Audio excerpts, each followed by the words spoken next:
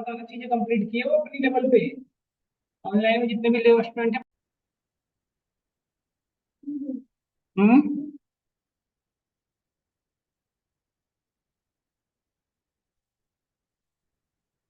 ठीक है, कोई सुनिए, देखिए। देखो सब लोग, लास्ट क्लास में एक चीज डिस्कस कर रहे थे बेटा, वैनिशिंग ग्रेडियंट डिसेंट, है ना। वैनिशिंग ग्रेडियंट डिसेंट प्रॉब्लम, ये इसके बारे में हम लास्ट क्लास में डिस्कस कर रहे थे। Vanishing gradient, actually this is a really problem, this is a realistic problem if you are implementing a deep if you are implementing a neural network, okay. And actually we are discussing about ANN, so can like never think about CNN and KNN, उसके बारे में think न करें अभी। we are all the thing to discuss respect to ANN, just look at here। Vanishing gradient issue क्या था वो समझना था, मैंने लास्ट क्लास में डिस्कस भी किया था, बट स्टिल एक बार फिर से रिपीट कर देता हूं बेटा, ध्यान से देखना। Suppose we have a three neurons in a input layer, we look at here, ये तीन ऐसे हैं जैसे suppose feature F1, feature F2 and feature F3 done. And this particular move to another, we have a two again hidden neuron on two hidden layer। देखो ये हमारा hidden layer पर two neurons हैं, इसको आप nodes भी कर सकते हैं। Done, just go through like this, this is also connected to this, perfect। And now there is one more layer that is called output layer, ये हमने डिस्कस कर चुके थे लास्ट क्लास में ये सब चीज। now see, this is F1 and we have a weights W1, W2, W3, W4 and W5, these are the weights। इसमें कोई किसी का कंसर्न नहीं था। But there is a thing यार कि जब आप हिडन लेयर पे पहुंचते तो हमने डिस्कस किया था, equation of hidden layer become what, summation of yp, ध्यान से देखना, summation of weights, whatever weights रहा हो मल्टीप्लाइड विथ फीचर्स, जितने भी फीचर्स आ रहे हो। जैसे यहाँ पे कितने फीचर आ रहे हैं बताओ कुंदन, यहाँ पे कितने हमारे पास आ रहे हैं बेटा, यहाँ पे कितने आ रहे हैं, इस पर्टिकुलर न्यूरॉन्स पे कितने इनपुट्स आ रहे हैं बताओ, कितने आ रहे हैं ना। इसलिए मैं डब्ल्यू आई लिखा हूँ इंटू Fi प्लस 22, ठीक है। और ये इंप्लीमेंट होगा, then this particular things again move to activation function, ये पूरा एक्टिवेशन फंक्शन के साथ पास कर दिया जाएगा। तो this is the this now it equation become this one, ये आपका इस पर्टिकुलर न्यूरॉन्स का, यदि मैं इसको आर रिजल्ट दिखाऊं R11, suppose this is our R11, तो R11 का जो इक्वेशन होगा दिस इज R11, ओके, ये समझना है, दिस इज R11। इसी तरह से R12 का भी होगा, समझ रहे होगा कुंदन आप, यहाँ पे भी R12 का ऐसे ही कैलकुलेट हुआ होगा, है ना। Now, after that, we find finally at the final layer we find the gate. We are finding the output actually। यही ना एक्सेस करेंगे हम फाइनली, वाईपी एग्जैक्टली मिल जाएगा हमें। तो दिस इज अवर R11, यहाँ पे वाईपी ना लिखे मैं R11 लिख देता हूँ, this is our R11 actually, ये R11 है हमारा, ये हमने R11 कैलकुलेट किया, डन। और now we are getting YP, done. तो वाईपी का भी सिमिलर इक्वेशन होगा। अब देखो यहाँ पे अगेन एक वेट्स असाइन हुए होंगे, W12, सपोज यहाँ पे मैं लिख रहा हूँ W11 और W12, यहाँ पे अगेन एक न्यू वेट्स हुए होंगे।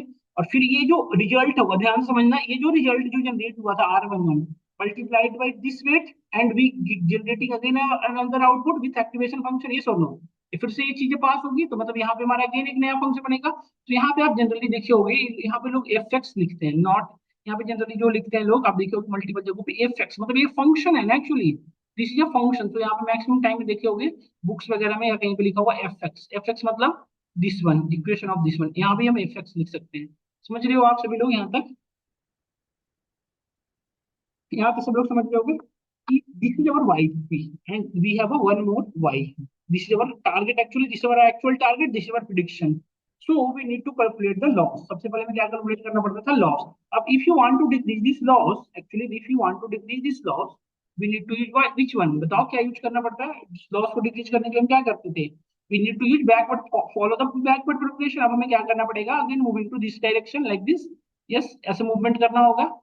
Again move to this one, हर एक के पास ऐसे ही मूवमेंट होगा, हर एक वेट्स के अकॉर्डिंग हमारी मूवमेंट होगी, अगेन ऐसे, yes, this is called backward progression.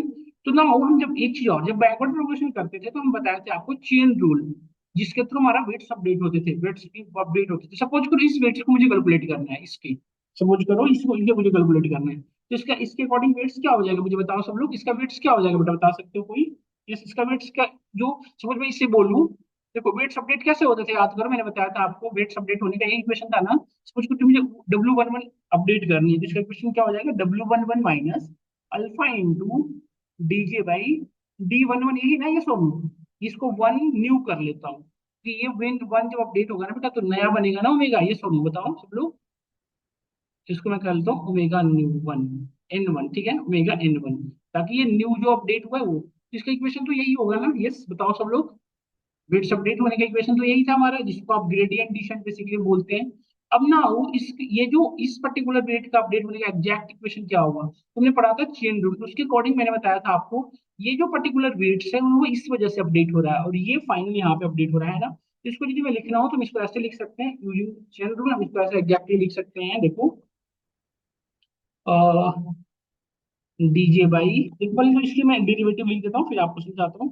DJ by D omega one is equal to, जैसे ओमेगा वन ये अपडेट करना मुझे, ये निकालना है, इसका इक्वेशन हो जाएगा D omega one is equal to, ये किसकी वजह से इम्पैक्ट हो रहा है, देखो यहाँ से चल रहा है, इसको पहले लिखोगे डी ओमेगा वन वन, या फिर आप लिख सकते हो इसको रिजल्ट के थ्रू कंपेयर करो, इसके चलो यहाँ से चलो तो आप ज्यादा बेटर रहेगा। और ये अगेन रिजल्ट बना है, इसको मैं R12 या वाई भी कर लो सीधा, इसको तो आप वाई भी कर सकते हैं, जैसे तो आप R12 कर लो, बेटर रहेगा आर, बट R12 यहाँ भी है, बट ये थर्ड लेंथ है इसमें 3 1 लिखो, R31। Now see this particular R31 impacted by R11, देखो R11 and this particular R11, ये जो डेरिवेटिव है R11 impacted from this weight है ना, so we can use this one, यही था इक्वेशन ना, ये this is our chain rule हमने पढ़ा था। इन दोनों बेटा आप देखते हैं यहाँ से दोनों कैंसिल हो जाएंगे, एक्चुअली मैं वही लिखना चाह रहा हूँ जैसे आप लिखते थे derivative of R311 divide by derivative of 11, यही ना लिखेंगे इसके लिए, बताओ, तो ये हमारा इक्वेशन फाइनली बन गया, डन।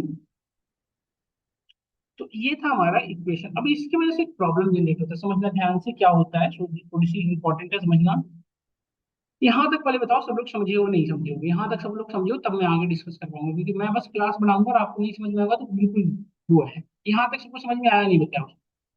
मैंने क्या किया, सबसे पहले हमने न्यूरल नेटवर्क इंप्लीमेंट किया, न्यूरल नेटवर्क को इंप्लीमेंट करते समय मैं स्टार्टिंग में हमने एक वेट इनिशियलाइज किया, वेट स्टार्टिंग में वॉटेवर हो सकता है, तो जब हमने वेट के भी इस जो वेट इनिशियलाइज इनिशियल फेस में जो भी इनिशियलाइज हुआ था उसके भी यहाँ पे हमने वाईपी कैलकुलेट किया, और वाईपी कैलकुलेट करने के बाद हमने वाई और वाईपी के बीच में डिफरेंस को देखा, मतलब बेसिकली हमने लॉस कैलकुलेट किया। लॉस को, अब लॉस वट एवर रहा होगा, सपोज करो लॉस की वैल्यू ग्रेटर होगी, तो उसे डिक्रीज कराने के लिए हमने बैकवर्ड प्रोग्रेशन फॉलो किया।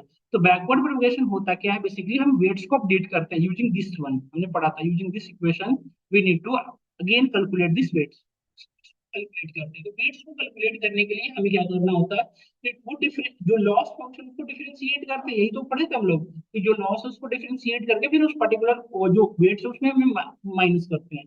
जैसे जस्ट इसका इक्वेशन जनरलाइज तरीके से मैं लिखूं, ओमेगा न्यू यदि मुझे अपडेट कैलकुलेट करना है, ओमेगा न्यू मतलब वेट न्यू वेट कैलकुलेट करना है, तो उसको क्या करते थे, जो ओल्ड ओमेगा है मतलब जो ओल्ड वेट्स है minus DJ by D omega old, जो ओल्ड के रेस्पेक्ट में जो डेरिवेटिव, यही होगा ना हमारा इक्वेशन, अल्फा इंटू यस, यही होगा ना हमारा इक्वेशन, यदि आप समझ पा रहे होगे तो सब समझो ये सब लो, यही होगा ना हमारा equation, DJ by D omega old, Kundan यही होगा ना हमारा इक्वेशन, बताओ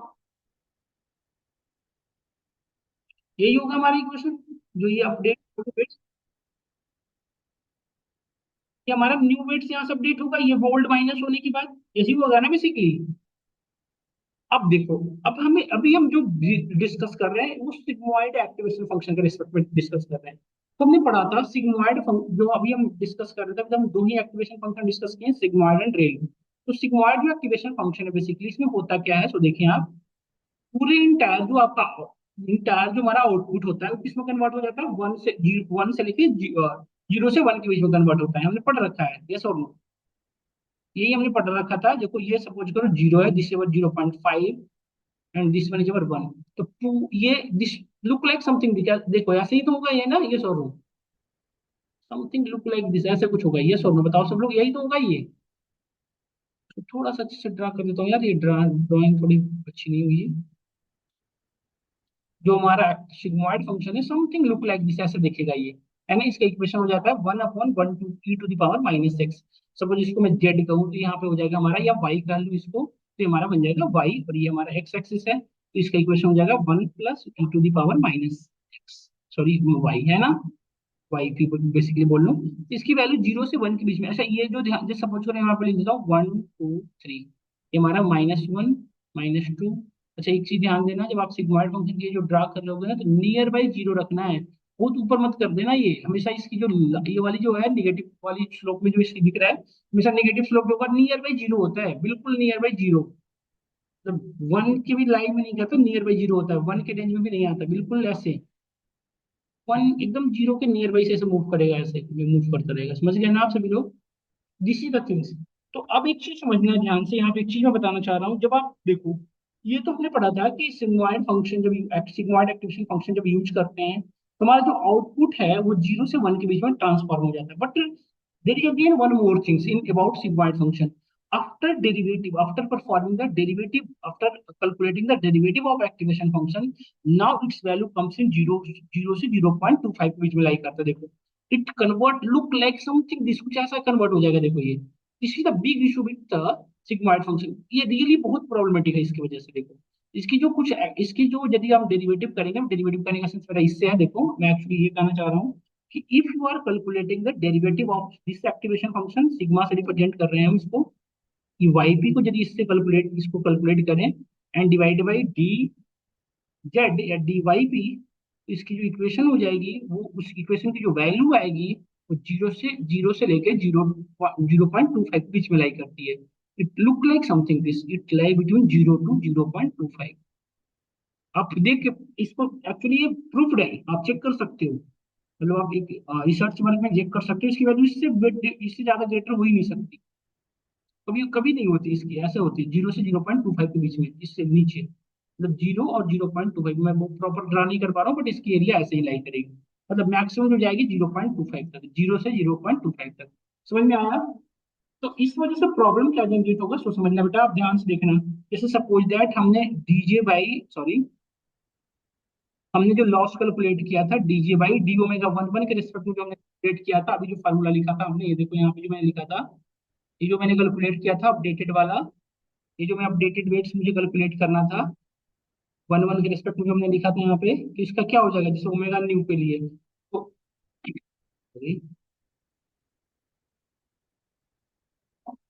ओमेगा 1 1 के रिस्पेक्ट में है ये ओमेगा लास्ट में हमारा ये ओमेगा 1 1 है ना?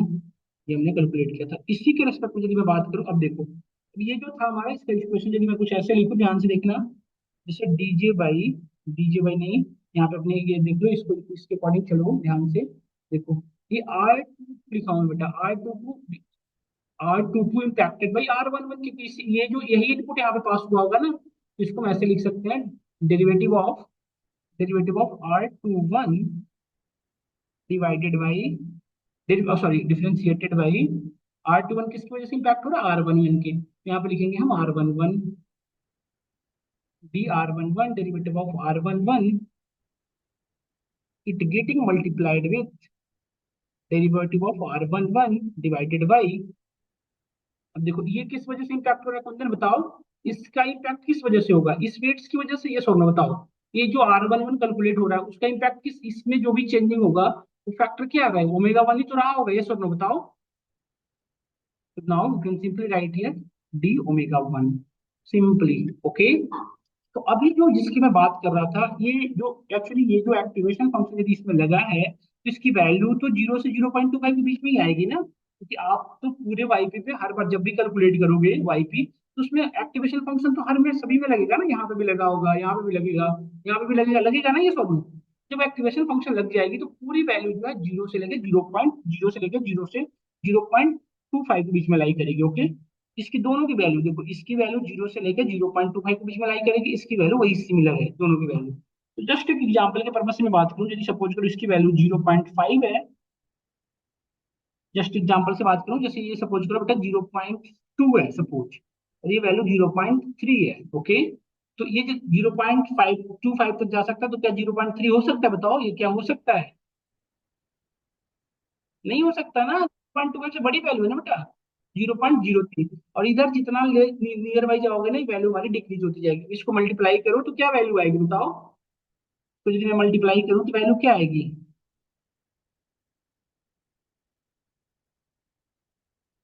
इसको मल्टीप्लाई करके देखो, 0.2 मल्टीप्लाइड बाई 0, देखो ना फोन में, देखो क्या वैल्यू आ रही है।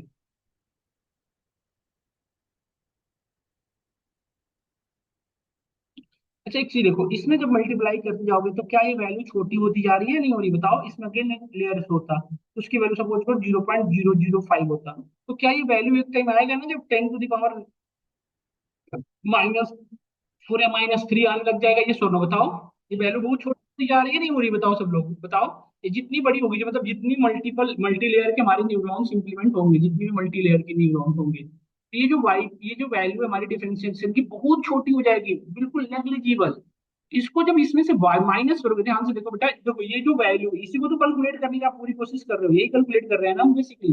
इसको मैं फ्रेश यहाँ लिखता हूँ, देखो ये जो वैल्यू है, ये लास्ट में यही तो कैलकुलेट करने के लिए मैं कैलकुलेट कर रहा हूँ कि जैसे सपोज करो ओमेगा 11 जो न्यू कैलकुलेट करूंगा, तो जो वैल्यू आएगी उसको यहीं पे तो माइनस करेंगे कि जो ओल्ड W11 था, minus alpha into DJ by D omega 11, यही कैलकुलेट कर रहे हो ना आप? बताओ। तो ये जो ओल्ड था, ओल्ड जो वैल्यू थी, सपोज करो ओल्ड वैल्यू हमारी रही थी 2, सपोज, और ये वैल्यू बहुत ज्यादा छोटी होगी, बहुत ही ज्यादा छोटी होगी, बहुत ही ज्यादा छोटी। तो इसमें से यदि बहुत छोटी, सपोज करो इस वैल्यू में से बहुत छोटी वैल्यू को माइनस करोगे, सपोज करो 0.001 माइनस करोगे, तो क्या उससे ये वेक्ट में कोई अपडेशन हो पाएगा? बताओ। बहुत ज्यादा कोई रिजल्ट दिखेगा उसका इम्पैक्ट? बताओ। तो यदि हमारा वेट अपडेट नहीं होगा बेटा, तो हम पढ़े थे, यदि वेट हमारा अपडेट ही नहीं हो पा रहा है, तो हम फिर ग्लोबल मिनिमा तक कैसे पहुंच पाएंगे? ये जो हमारा ग्रेडियंट डिसेंट है, इसको हम, यदि हमारा वेट अपडेट नहीं होगा प्रॉपर तरीके से, तो हम ग्लोबल मिनिमा तक कैसे पहुंच पाएंगे? फिर तो हम इसी में जिग होते, मतलब हम क्या करें, इसी में रह जाएंगे, बहुत धीरे धीरे स्लो लर्निंग होती रह जाएगी हमारी। ये सुनो, वेट ही अपडेट नहीं हो रहा है तो क्या मोटो होगा? चेंज ही नहीं होगा। तो this is the problem, this is called vanishing gradient problem. ये प्रॉब्लम क्यों हो रही है, बताओ? ये प्रॉब्लम हो रही है ड्यू टू सिग्मोइड, क्योंकि इसकी वैल्यू 0 से 0.2, मतलब मैक्सिमम वैल्यू भी होगी, मैं तो 2 लिया हूँ, वेट्स 2 हमें नहीं होता, 200 भी हो सकता है, 2000 भी हो सकता है वेट्स, 2000 में से ये वैल्यू माइनस करो, क्या कोई इंपैक्ट दिख रहा है आपको? बताओ। तो हमारा वेट्स कभी अपडेट ही नहीं हो पाएगा, और यदि हमारा वेट्स अपडेट नहीं हुआ तो हम कभी भी अपनी लॉस को डिक्रीज करा ही नहीं पाएंगे। ये और नो, मतलब ग्लोबल, क्या? हाँ बिल्कुल कर सकते हैं, अभी हम पढ़ेंगे वेट इनिशियलाइजर, अभी हम पढ़ेंगे आगे जाके कुंदन। हम वेट खुद, हम खुद से हाइपर पैरामीटर ट्यूनिंग करेंगे, हम खुद से डिसाइड करेंगे कि हमारा वेट्स क्या रखना है, किस किस बीच में लाई करना चाहिए, है ना? But this is the problem due to sigmoid activation function, this is called vanishing vanishing gradient problem. इसमें क्या होता है, यदि आपसे पूछा जाए इंटरव्यू में what is the vanishing gradient problem, you can clearly say that if we are using sigmoid activation function on each layer, so due to this sigmoid function our value comes between 0 to 0.25. Yes, 0.025. So so our weights cannot be updated by, because if we have implementing multi-layer of neural network, so we perform multi-layer of derivatives, multiple derivatives, and all value become very less after the derivative. जितना बार differentiate करोगे value उतनी छोटी होती जाएगी ना, हम पढ़ रखे हैं। जैसे जितना डिफरेंशिएट करोगे वैल्यू उतनी ज्यादा डिग्री होती जाएगी। तो एक टाइम ऐसे आएगा कि जब हम ओल्ड ओमेगा में से, जो हमारे ओल्ड वेट है उसमें से माइनस करेंगे, तो उसमें कोई इम्पैक्ट ही नहीं दिखेगा हमें। यस और नो? जिस वजह से हमारी वेट्स अपडेट नहीं होती। इस पर्टिकुलर प्रॉब्लम को कहते हैं हम वेनिसिंग ग्रेडियंट प्रॉब्लम। इस प्रॉब्लम को कैसे रिजॉल्व कर सकते हैं? इस प्रॉब्लम को रिजॉल्व करने के लिए हम क्या यूज करें, हर लेयर पे हम एक्टिवेट सिग्मॉइड फंक्शन को यूज ना करेंगे। सिग्मॉइड फंक्शन यूज कहाँ पे होता है? बेसिकली हमेशा आउटपुट लेयर पे। वो भी कब यूज होगा? तो आपकी डेटा बाइनरी क्लासिफाइड हो। क्लियर हो रहा है ना? तो आपकी डेटा बाइनरी क्लासिफाइड हो, डेटा कैटेगरिकल हो, तो आप आउटपुट लेयर पे सिग्मॉइड फंक्शन को यूज कर सकते हो, हिडन लेयर पे नहीं यूज करें, क्योंकि ये प्रॉब्लम देख रहे हो ना, इस वजह से वेनिसिंग ग्रेडियंट प्रॉब्लम जनरेट होने लग रही है। डन? तो one more problem come due to this one, there is also again one problem come, that is called exploding gradient problem। देखो एक और प्रॉब्लम जनरेट होता है, उसको भी डिस्कस करेंगे, तो वेनिसिंग ग्रेडियंट जैसा ही वो भी है, exploding gradient descent problem, exploding.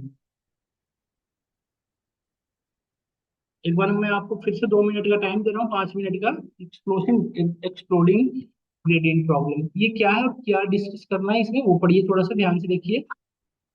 देखो पहले एक बार क्या इसमें, इसको देखो आप। ये वेट्स तो मैं ये कर रहा हूँ, जो हमारा अपडेटेड वेट्स है, वो चेंज नहीं हो पा रहा है, आपका वर्ल्ड वाला ही हमेशा यूज हो रहा है, तो बहुत माइनर इम्पैक्ट हो रहा है। इस वजह से हम वैनिसिंग इसको, इस प्रॉब्लम को रिजॉल्व करने के लिए हम रेलू यूज किया करेंगे। या फिर आप ये कह सकते हो, पहले ये प्रॉब्लम हमारी जनरेट हुआ करती थी जब हमारे पास रेलू नहीं था, रेलू एक्टिवेशन फंक्शन इसी पर्टिकुलर प्रॉब्लम की वजह से इन्वेंट हुआ है, सिग्मोइड फंक्शन की वजह से। डन। तो ये सीधा प्रॉब्लम, एक बार जस्ट गो थ्रू बोलो, और ये डेरिवेटिव्स हैं, एक बार गो थ्रू बोलो कहाँ पे कोई कंसर्न हो रहा है। यही ओवरऑल जो तीन फैक्टर्स हैं, देखो मैं ये फैक्ट, एक तो आपका ये इक्वेशन है, ये इक्वेशन और ये इक्वेशन, ये तीन ही इक्वेशन आपको मैंडेटरी हैं।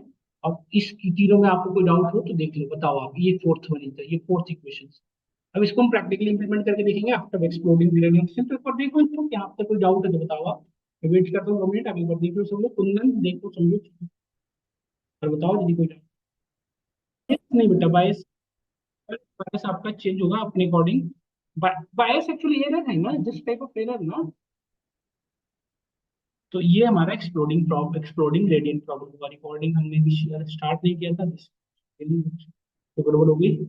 हम एक्चुअली फिर से एक बार जस्ट ओवर वो दे दें आप सभी को, रिकैप दे दें। जैसे देखो आप, रिकॉर्डिंग की प्रॉब्लम हो गई यार, ये हमने ये डिस्कस किया, वेनेसिंग ग्रेडियंट अभी मैंने डिस्कस किया फिर से दोबारा। और इसके बाद देखो वेनेसिंग ग्रेडियंट में क्या प्रॉब्लम आ रही थी कि हमारा वेट्स में बहुत ज्यादा इंपैक्ट हो नहीं रहा है ना, ये प्रॉब्लम थी ना actually. Due to sigmoid function हमारा वेट जो था वो, वेट्स में जो अपडेट पॉसिबल ही नहीं थी, बहुत छोटी वैल्यू नेग्लिजिबल हो जा रही थी। हम इतनी बार इसको डिफरेंशिएट कर दे रहे थे कि वैल्यू जो हो रही थी बहुत ज्यादा छोटी हो जा रही थी। और बहुत छोटी वैल्यू को माइनस से 2000 में से 0.001 को माइनस करेंगे तो 2000 में कोई खास इम्पैक्ट दिखेगा ही नहीं। तो इस वजह से क्या हो रहा था कि हमारी जो ग्रेडियंट ग्लोबल मिनिमा था, ग्रेडियंट डिस्ट्रीब्यूशन हम ग्लोबल मिनिमा तक पहुंच ही नहीं पा रहे थे। This is the problem due to this particular sigmoid function. Now there is another problem also happened when we are updating a weights. See, this is our scenario जो अभी डिस्कस कर रहे थे आपको। तो उसमें से हमने बताया था कि वेट अपडेशन करने का यही इक्वेशन था जो भी हम पढ़ रहे थे, बेसिकली हम डिस्कस भी किए ये चीजें। तो कल से हम डिस्कस करें 2-3 क्लासेस से, वेट अपडेशन का यही फार्मूला है। तो वेट्स को अपडेट करते हो तो बेसिकली सपोज करो इसे, इसको हमें अपडेट करना है, तो इसके भी चेन रूल फॉलो करना पड़ेगा। That something look like this, जो ऐसे था हमारा, देखे थे R11 impacted by R12 और R12 impacted by R13। इसी यहाँ से चलेंगे तो R13 derivative of R, derivative of R12 derivative of R11 and R1 is the impacted by omega 1। तो ये था ना हमारा रूल, ये हमारा था।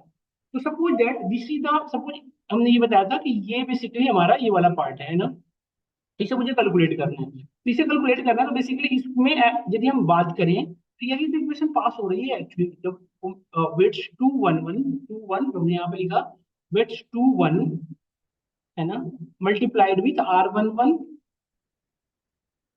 प्लस 22, ये जो रिजल्ट जनरेट हुआ R11 उसके जो प्रीवियस वेट्स रहे हैं उसके भी आप, या फिर ओमेगा 1 2 1 1 नहीं है, 1 2 होगा नहीं, 1 1 है एक्चुअली सिर्फ। तो ये हमारे वेट्स अपडेट हुए है ना।